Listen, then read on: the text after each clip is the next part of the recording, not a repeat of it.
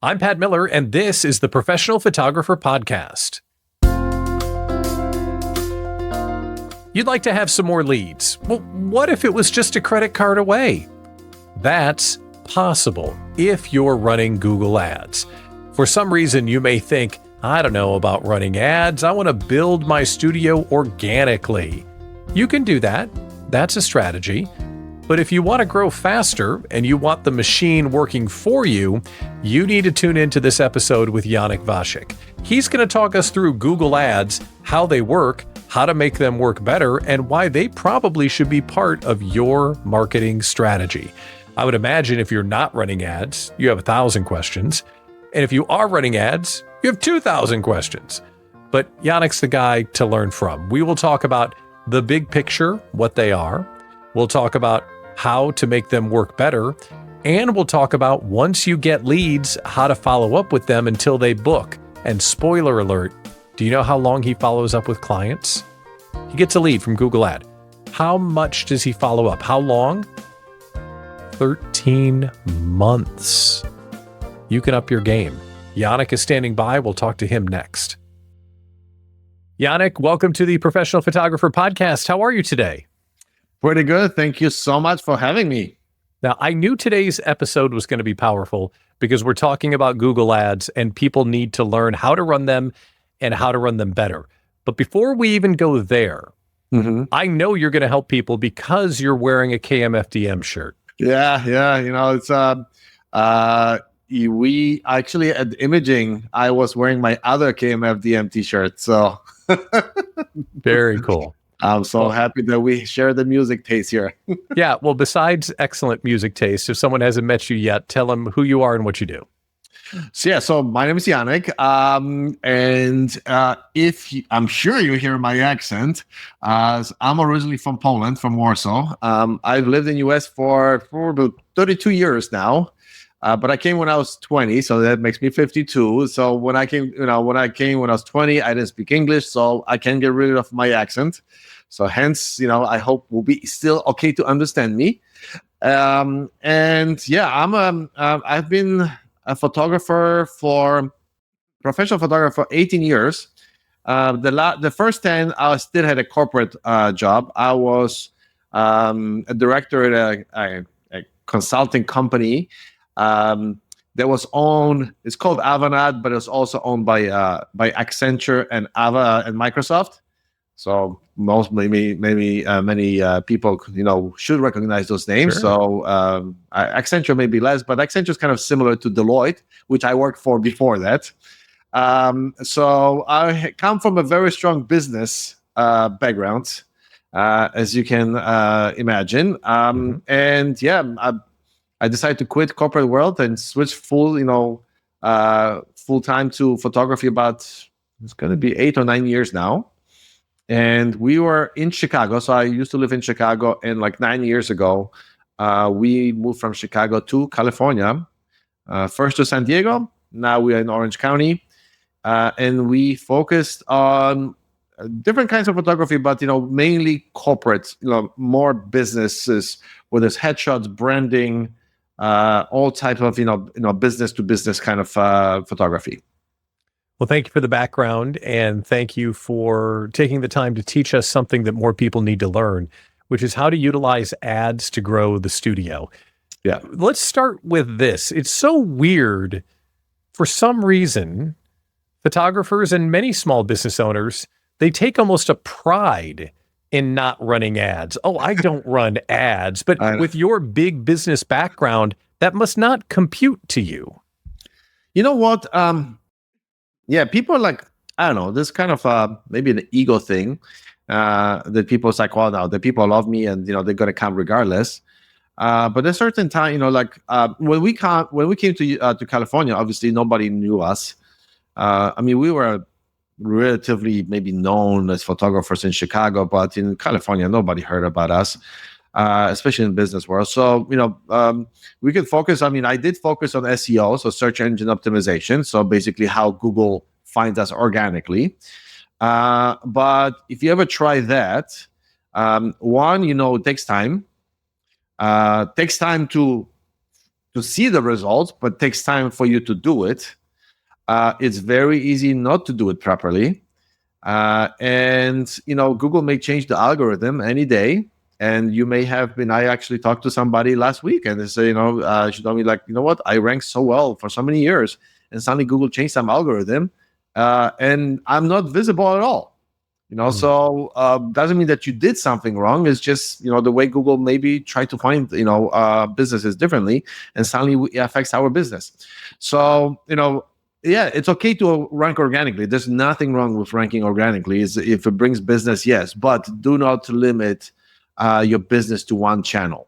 So even if you run, everything comes from Instagram. Don't just focus. I mean, it's good to make it better and make it more, but be prepared that something may go different way, and have those ads. That ads are much more controllable. You control how people find you, and you control the demand as well, because the more money you're going to put in, the more leads you're going to get, and the more bookings you're going to get as well. Sure. Do you think it's a fear thing that holds people back from running ads, or is it just, I don't know how to use them effectively? I think it's both. It's just a fear of wasting money, not seeing the results. And I think, Google's it's a very interesting company. They like to make things way more difficult than it should be. Whatever product you use from Google, it's sometimes it's so like backward, because, it looks like many times it's designed by developers for developers almost. And they make things a little bit more difficult than what it should be. And Google's ads are not. It's not a simple concept. There's really there takes some understanding to run it properly. But they make it easier to go in, put my credit card, put some ads, and let's go, right. But it's very easy to waste money like this. Mm-hmm. And that's when people get discouraged, because they may run it for a month or two. And it's like, well, that doesn't work because I didn't get any, didn't bring me any business. Now, if you're already running Google ads, just forgive us for a minute. But Yaneck, I want to explain like I'm 5 years old. Mm-hmm. What does a Google ad look like? What are we giving Google money to do? And then we'll get into how do we know if they're working and all that stuff. But I don't want to gloss over what a Google ad is, because it's a little bit different than some of the other platforms. Yeah. So, Google ads nowadays, Google ads has many different ways of being presented to people. The more traditional ones is that when you go to Google and search for something, then there'll be some sponsored results right on top of your search results. And those are the main thing that we use, for our business. The other ones is the display ads. When you go to different websites and you see those rectangle, square, whatever, like on different pages, those are called the display ads. And then you also have Google ads also includes YouTube ads. So that's a totally different, beast. I focus for our business. We focus on the search results ads. The display ads we did it, but we use it only for remarketing. So if somebody comes to our website, that we put our ads on other pages so they can. It's like a reminder that we know what they signed up for before. And that search ad is essentially cutting in line. Like exactly. SEO would bring you organically, but if you give Google money, it'll just put you at the top. Exactly. So even if you rank number one in organic search results, you're still not going to be on top of the page. The ad actually is going to be on the top of the page. So not only that it's a shortcut, but it's really being on top of the page. Yeah. So one thing that I do is actually I ran ads for my own name. So even if somebody searches for me, I still run ads to be on top of myself. That's funny. So yeah, that's funny. Because sometimes Instagram may come as first, sometimes it's Facebook, but I want my webpage to be on top. Yeah, it's brilliant. Okay, we could spend an entire YouTube episode on what buttons to click and how to do the tags, and we're going to gloss over that for a minute. I want to talk a little bit bigger picture, because there's one side of how do we know if they're working, and the other side is how to make them work better. Yes. So let's start with, how do we know if they're working? If we're running ads, what does a good job look like? Yeah, I mean, bottom line, Google Ads are supposed to bring you money, right? So, if you look at from the Google ad, the end result should be more money for us for the business. So if you know that they're working, it means that we make more money. So that's the kind of one sentence answer to this.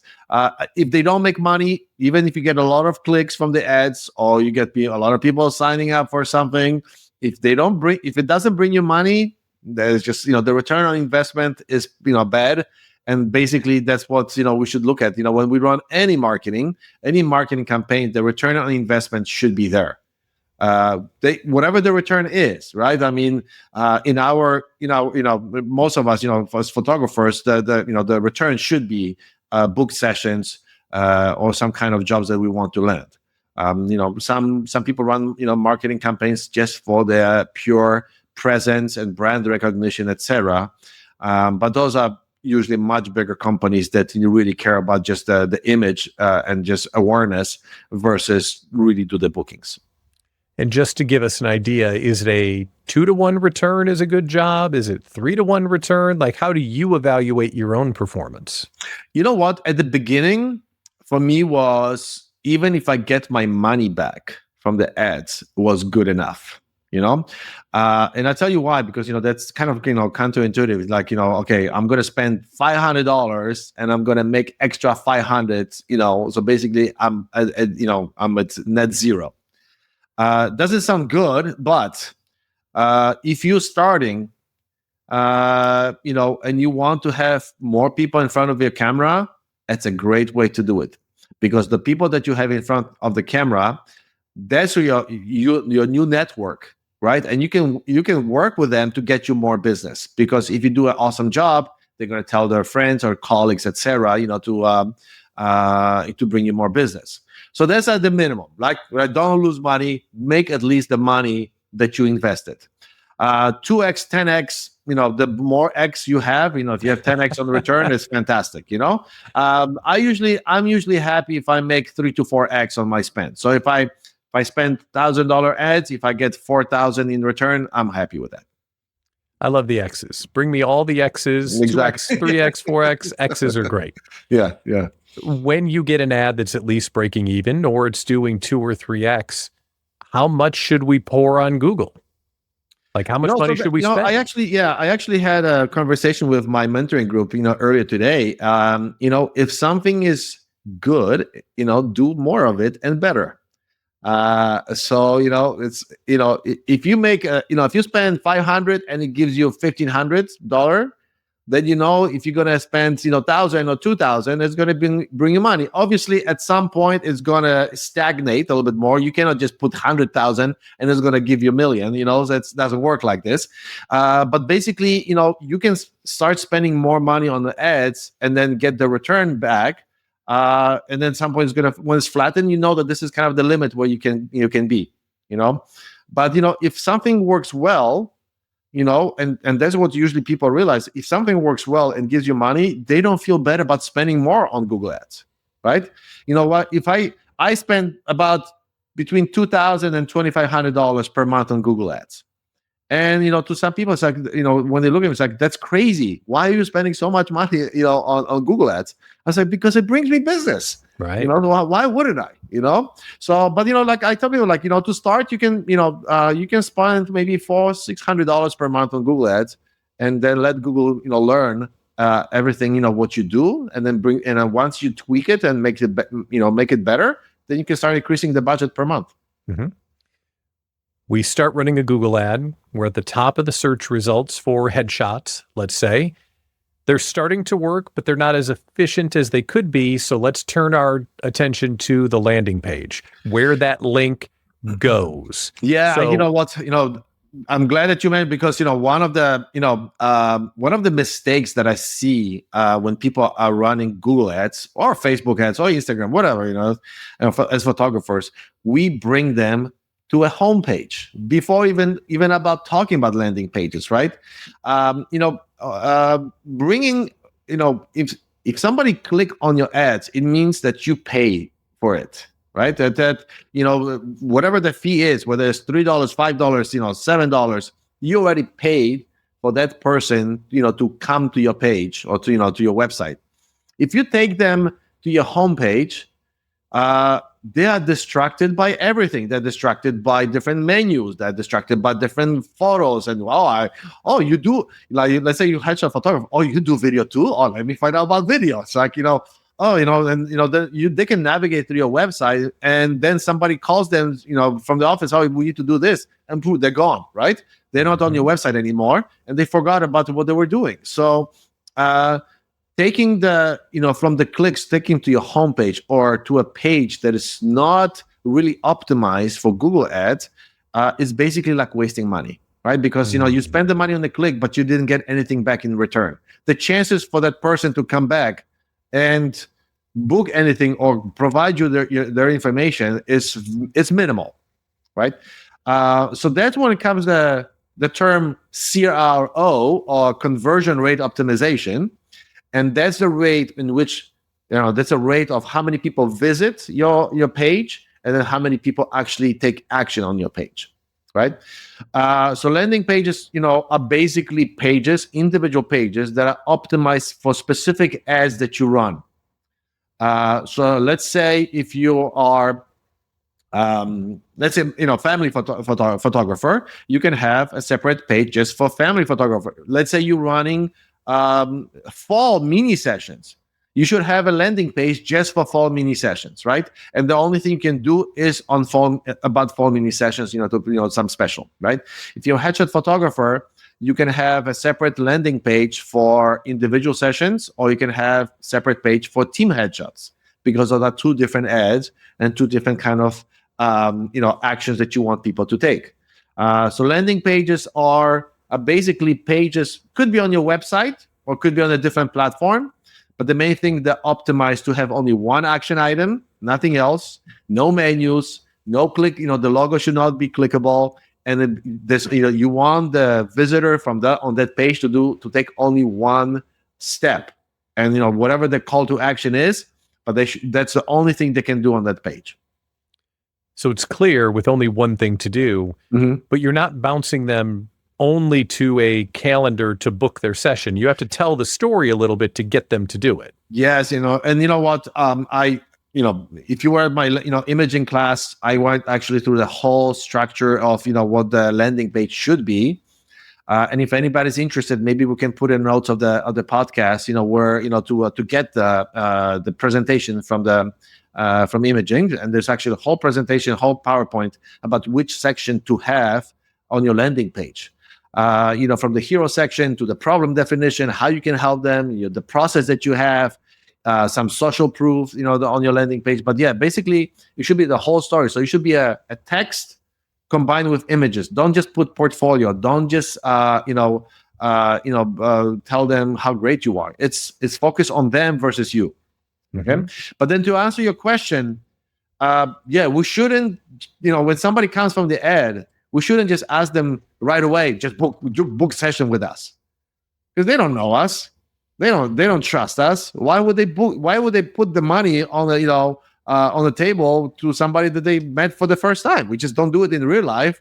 Why would they do it on the website? And I think the first one is like the first item is what's called the lead magnet. So you have to give them a reason to provide their information, right? So we don't get any money commitment on the landing page. It's more about getting information, whether you provide them certain guide or additional a book or document, or you can give them a special, right? There are many different ways that you can have the lead magnet defined depending on the genre of photography that you do. Google Ads usually, some kind of deal make a good way to convert on those landing pages, or extremely good stuff. What I say is like, if somebody else charges for it, provide it for free, and then you have a good lead magnet. Because the lead magnet has to have a real good value to the visitor. It's not just like pseudo value. It's not like, pretend to have value. No, it has to have a real value for them to really, be willing to, to submit their information.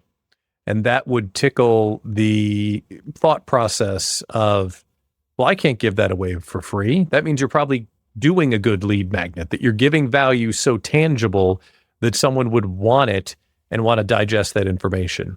Yeah, and then you know what? There's this thing that if you give something for free, you give something, people feel the reciprocation is a great great force. People they feel internally like when we feel like, okay, we got something good. We start to trust that person, and then we're willing to to spend money with that person. Talking about the items that need to be on the page, how important is, well, first of all, define it, but how important is social proof? Social proof is extremely important, because and it's the social proof on your landing page. Actually, even if we go back on my Google ads, I actually say how many 5-star reviews I have already.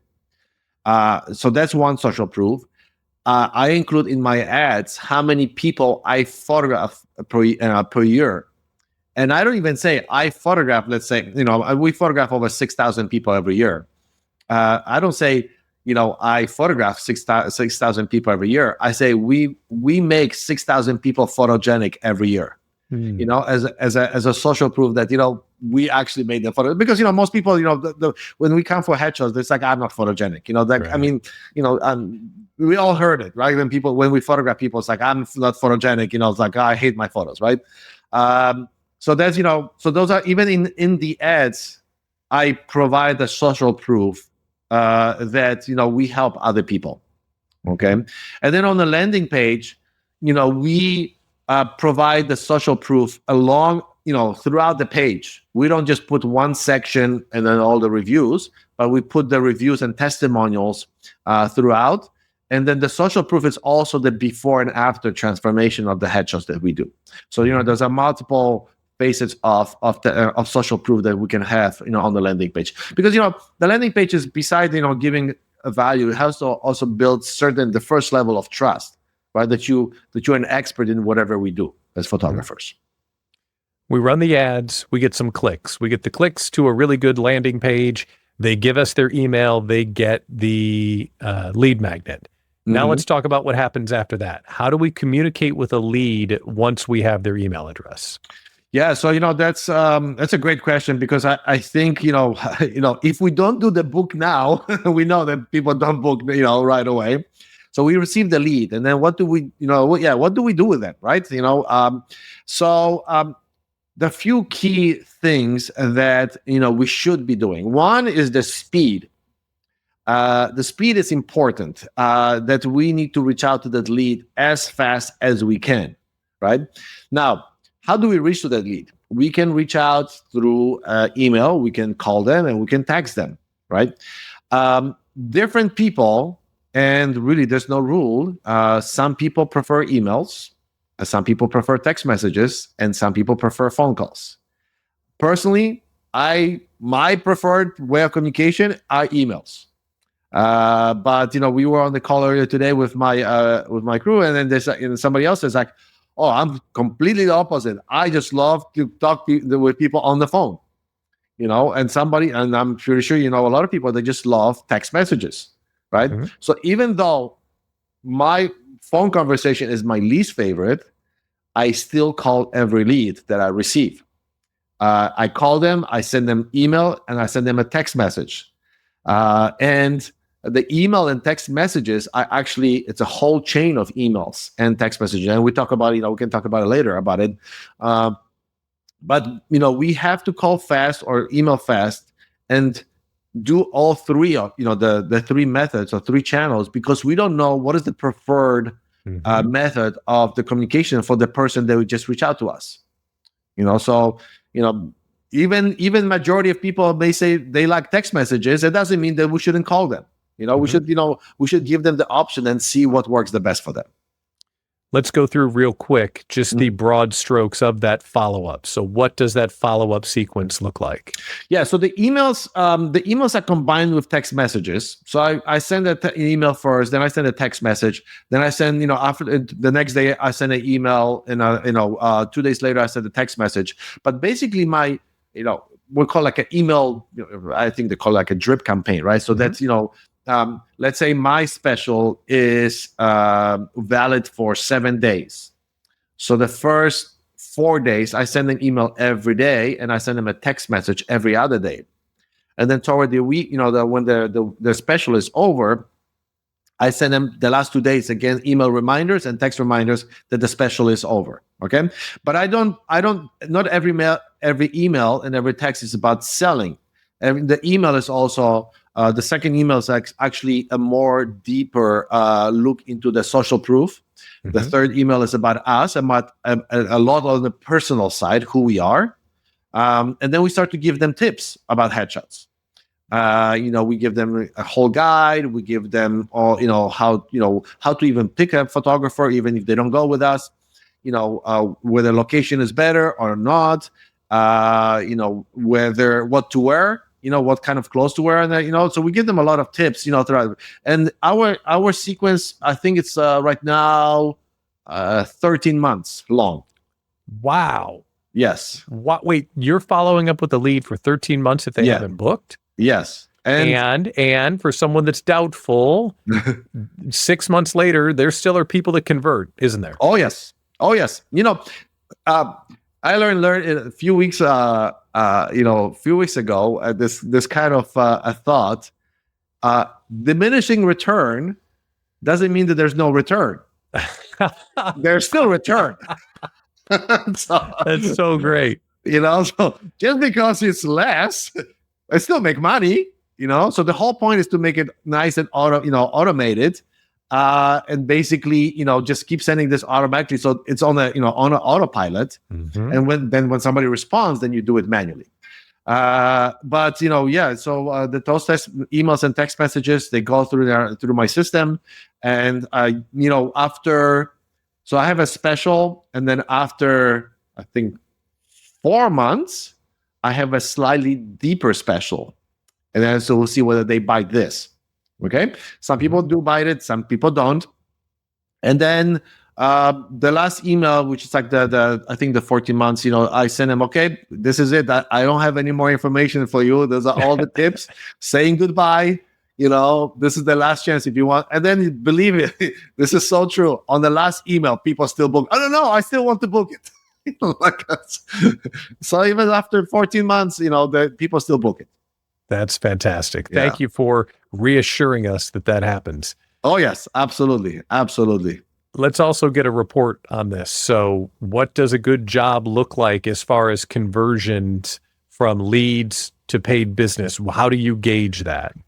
The landing page conversion, so let's talk about this. Well, the conversion rate optimization. That should be, I would say, between very good one should be between 10 to 15. If you're doing a 20 to 30%, it's very good. Okay. But 10, 15 should be like a very good, rate of conversion. Now, the leads to booked, clients, we are running, we were much lower right now, but I'm still working on it, but we're at 40%. On converting the leads to book sessions. Wow. So that's where we focusing a lot, because the extra converted lead doesn't cost me anything, but it makes me more money. Right. So that's what we're focusing on a lot. Yeah. This could have been a really long interview, but we wanted to do an overview on Google Ads because not everybody's running them, and it sounds like everybody should. What haven't we covered about Google Ads that you want to get into this conversation? Yeah, so in the past, Google used, when we run Google Ads, we basically define what search terms we want to target.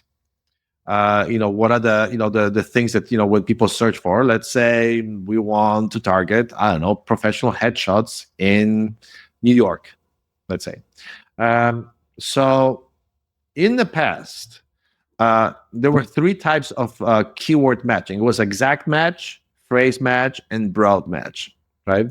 The exact match is, basically whatever you entered. If you say, professional headshots in New York, your ads will be displayed or even considered, only for those keywords, for that phrase. It's not going to be anything extra. Now, the phrase match is that, you're going to match, your ads will match anytime a part, that phrase that you entered will be part of the broader search. Okay. So if somebody searches best professional headshots New York City, you'll still match, right? On the exact match, you will not. And then the broad match was kind of like free fall, freestyle, right? Whatever was Google thought it was related, they'll put it, right? So even they will say how to take headshots in New York, you will still your ads will post, even though really this is not a target audience that we want to reach. Because if somebody says how to take headshots, either it's a do-it-yourself person that doesn't want to spend money on photographer, or is another photographer that wants to learn how to do headshots, right? So that's why those are not worth the money. Now those things changed probably like 21 or 22. So a couple of years ago, that even if you do direct, exact match for your keywords, Google still considers what is the intent of the search versus just a really exact match of the phrase that you do. So that has changed. So so that the exact campaigns, that doesn't, you have to understand that that the search reach will be broader. Now, the broad match became so much smarter now, because there's AI behind it and all this stuff. So what we recommend now, that when you start campaigns, you actually use broad keywords and do it longer, right? So not just 2 words, but use like 3 or 4 words. So let's best, it should be like best headshot photographer in New York City would be a good longer tail keywords on the broad term to search to use in Google Ads. So use few of these, like 3 to 4, then have one exact phrase in that group, and then monitor it. Then you have to, for every the first week, you do it every day, and you monitor it. What are the actual keywords or phrases or the search term that people use that match your ad? Because you don't want to waste money, right? So you have to monitor, and whatever didn't work, whatever didn't make sense, you just put as a negative keywords. So basically, you're going to exclude from your ads, and let Google learn. And what's important for Google to learn, you have to set up the conversions properly in Google Ads. Because if you don't set up your conversions to Google Ads, Google will not know what is a successful ad. Because some people just optimize for clicks, but clicks is meaningless if you don't convert. So you have to set up in Google Ads what is a conversion. That's the most technical part of the whole Google setup. That's the most technical. That's what we help the people the most, actually, to set up the Google the conversions. Because once you set up the conversions, then you say, okay, we want to optimize for these conversions for these ads, and then we need to provide those conversions to Google in order to learn, right? You cannot just limit the budget to too little for Google not to have any conversions. Because if you have a 1 conversion a week or a month, Google will never learn what really works for you. So you have to spend, you have to monitor, and then sometimes you have to spend a little bit more, a little bit less. If you have a lot of conversions, you don't have to spend that much money. But if you don't have enough conversions, either check whether your ads are running properly, or the ads are attractive enough, or your landing page is attractive enough. But you have to have those conversions. Or if you think everything is perfect, then increase the budget a little bit more, because you're not spending enough money for Google to learn from your ads. So you've definitely made the case. There are people that are watching that are thinking, oh my gosh, Yaneck, teach me. Tell us about the digital system that you offer. Yes. So, one thing, they can join my free Facebook group. So that's totally free. They can ask questions there. There's, we have, I think 900 people already in my group. So join us. It's grow your photography business with Yaneck. So on Facebook, you can, you can search for it. We can add the link, on the description, the video. And then I do mentoring as well. I can set up ads for some people, but then I only can help 2 people per month. So I already have a waiting list, for the next few months, who I can help. And then basically I set up everything, for those people, and then they take over and they just manage their own ads, So basically the initial step is so important, because once the Google ads are run, it's just monitoring. Or they can join my Vasho Digital platform, and that's vashodigital.com. And then one of the options is, we have monthly calls. Like earlier today, I have a monthly mentoring coach, and we talk about business with the platform, how to convert better.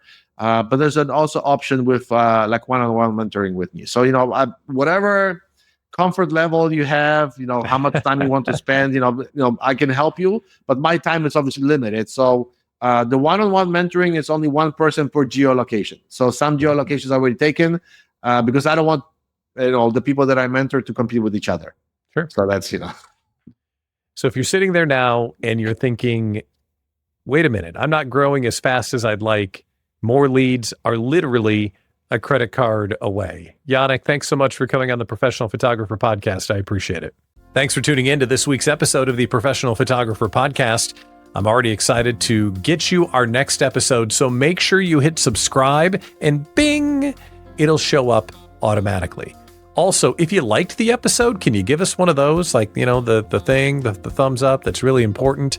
And so are comments. Comments let us know that we're doing a good job for you. So if you learned something today from Yaneck, give us a thumbs up so we know what's resonating with you with a comment. Okay, if you're not yet a member of PPA, Professional Photographers of America, really? Really? Come on. PPA has incredible resources for you if you're serious about growing your business. We're talking about equipment insurance, top-notch education, a supportive community of photographers ready to help you succeed. It's perfect for a photographer just like you that's ready to go places in 2025. If you want to learn more, visit ppa.com. That's ppa.com. I'm Pat Miller, founder of the Small Business Owners Community and the publisher of the Small Business Summary newsletter, and your host. Thanks for tuning in. We'll see you right here next time. Take care.